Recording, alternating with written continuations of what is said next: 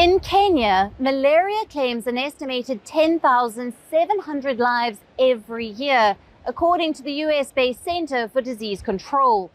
And climate change is only aggravating the situation.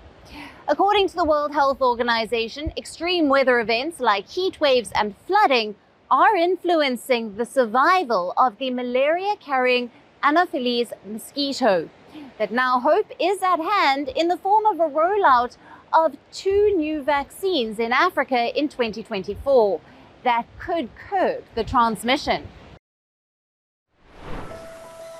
Recently, Wilson Mutai was diagnosed with the disease at a hospital in Isiolo.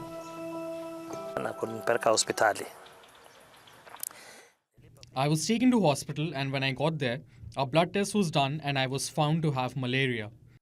But the hospital did not have any medication. I had to look for a doctor who could treat me at home.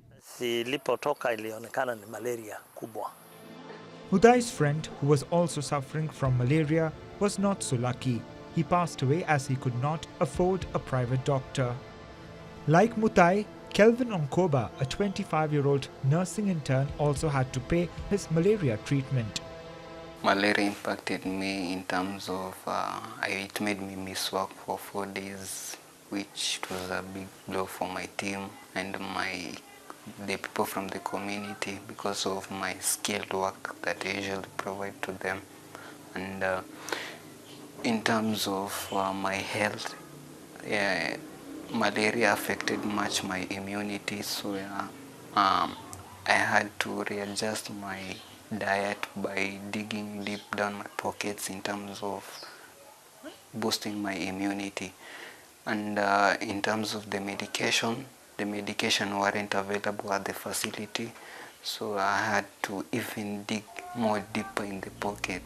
Now, the International Livestock and Research Institute and Kenya Medical Research Institute have partnered with Zoonotic Disease Unit to study how climate change affects mosquitoes and disease transmission pattern. ILRI set up weather stations in different locations to monitor weather patterns. Using disease control light traps, the centers capture mosquitoes using carbon dioxide that attracts mosquitoes to the trap. The mosquitoes are transported to the Kemri lab for species identification. At ILRI, the mosquitoes are analyzed to identify the virus and pathogens they carry. The Horn of Africa has recently experienced destructive floods that have caused massive suffering to people. The recent heavy rainfall attributed to the climatic phenomenon El Nino creates stagnant waters that become breeding grounds for mosquitoes, and that could lead to an increase of vector-borne diseases, including malaria. The World Health Organization's 2023 malaria report says in 2022 there were estimated 249 million malaria cases worldwide, 16 million more cases than the pre-pandemic level in 2019.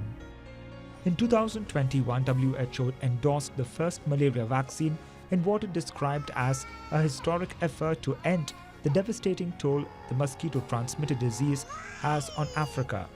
That vaccine, called RTS-S, is considered to be about 30% effective.